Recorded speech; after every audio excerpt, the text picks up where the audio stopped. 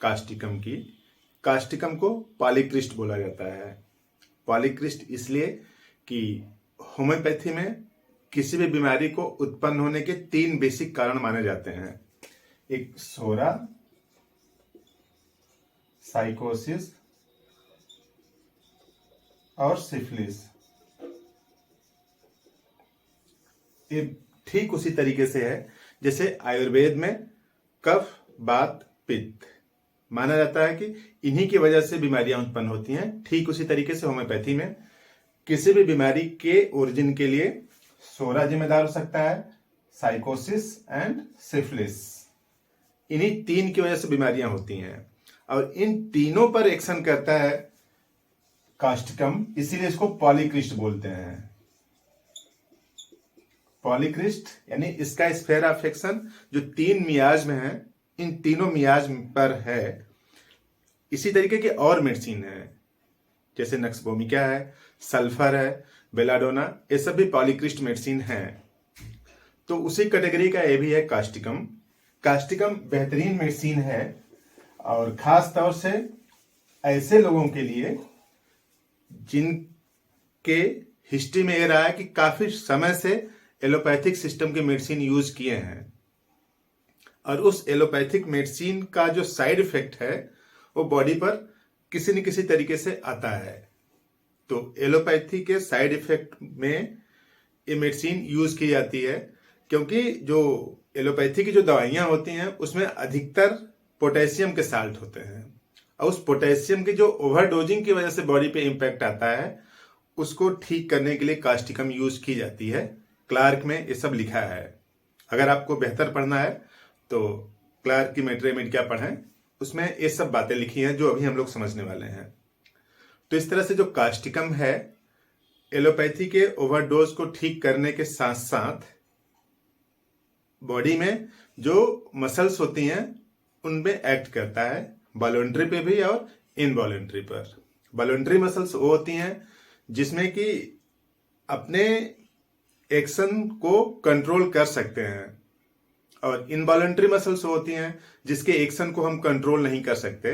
जैसे हार्ट है, उसकी बीट को हम लोग कंट्रोल नहीं कर सकते, अपने हिसाब से धड़का नहीं सकते, अपने हिसाब से घटा या बढ़ा नहीं सकते।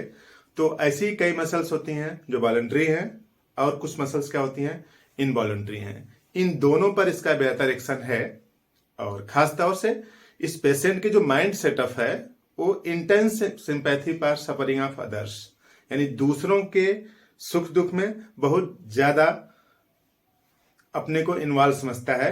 अगर सामने वाला दुखी है तो ये भी दुखी हो जाता है और सामने वाला अगर खुशी है तो ये भी खुशी हो जाता है। तो दूसरों के सुख दुख में बेहतर तरीके से इसकी इन्वॉल्वमेंट है, इसीलिए बोला जाता है इंटेंस सिंपैथी।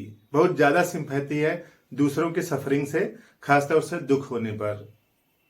तो इसका जो बच्चा है से लेकर के बड़ा तक अगर देखा जाए तो एक तरफ तो इंटेंस सफरिंग के लिए सिंपैथी है और दूसरी तरफ बच्चा डरता भी है। जैसे छोटा बच्चा है अकेले बिस्तर पर नहीं जाके सो नहीं पाता, सोता नहीं है क्योंकि उसको डर लगता है अंधेरे से। और खास बात ऐसा बच्चा जो late learning to walk and talk, यानी जिसकी ग्रोथ मेंटल और फिजिकल इफिशिएंट नहीं है, तो लेट लर्निंग है चलने में भी और बोलने में भी, तो इसका भी स्फेयर ऑफ एक्शन कास्टिकम के दायरे में आता है। और खास बात पैरालिसिस कर देता है सिंगल पार्ट की या सिंगल नर्व्स की। तो जैसे एक नर्व्स है तो एक नर्व्स जितनी दूर तक सप्लाई करती है उस पूरे पार्ट की पैरालिसिस हो सकती है। जैसे बेल्स पैल्सी होती है, तो जैसे ठंडी में ठंडी लगने की वजह से कुछ लोगों को यहाँ पे थोड़ा सा मुंह टेढ़ा सा हो जाता है, तो इस तरह के सिम्टम्स कवर करता है। सिंगल मसल्स की पैरालिसिस हो रही है और खांसते समय यूरिन निकल जाता है। अगर खांसी आती है तो पेशाब अपने आप निकल जाता है, कंट्रोल नहीं रह पाता। ऐसी केस में आप कास्टिकम के बारे में सोचें। सिम्टम्स जो बताए गए हैं उसके अलावा और सिम्टम्स देखें इस तरह से, influence both voluntary and involuntary muscles, दोनों टाइप की मसल्स को ठीक करता है। जैसे कुछ लोग का सोते समय छोटा बच्चा है तो रात को पेशाब कर देता है, अगर वही बड़ा होगा तब स्टूल पास करते समय अगर खड़े होकर स्टूल पास करता है तब बेहतर तरीके से स्टूल पास हो जाता है। यानी छोटे से लेकर के बड़े तक में सिम्टम्स की जो क्वालिटी है वो डिफरेंट टाइप की आती है, लेकिन मेडिसिन एक ही होती है, कास्टिकम।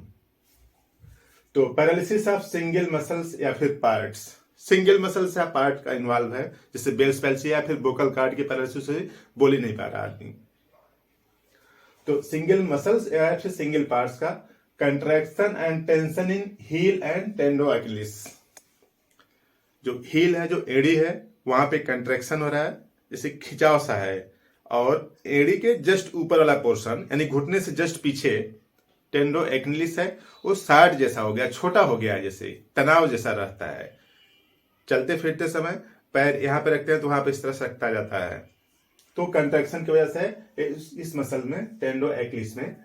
और कांस्टेंट बर्निंग इन स्टमक, कुछ भी खाते हैं तो पेट में जलन सा होता है, जैसे लगता है कि उसमें रख दिया गया है, चूना रख दिया गया है। जैसे चूना अगर इस पानी में अगर आप डालें, जैसे मान लीजिए पानी है, इसमें चूना डाल दें तो उबलने लगता है, जलन, हीट निकलता है। तो इसको भी ऐसे ही लगता है कि पेट में जलन होती रहती है। कई लोग बोलते भी हैं कि जैसे लगता है पेट में आग सी लगी हुई है। आग लगने का कारण क्या है कि जो सोडियम पोटेशियम है वो बॉडी में बैलेंस नहीं है, तो कांस्टेंट बर्निंग इन स्टमक, पेट में लगातार जलन होती रहती है। ऐसा लगता है sensation as if lime were being slaked in stomach, जो चूना है, सॉलिड वाला चूना, उसको पानी में डाल दिया गया, इस तरह से उबलता रहता है। और pass stool based in standing position, खड़े होकर जब स्टूल पास करता है तो बेहतर तरीके से पास हो जाता है, ये ओल्ड एज में देखा जाता है।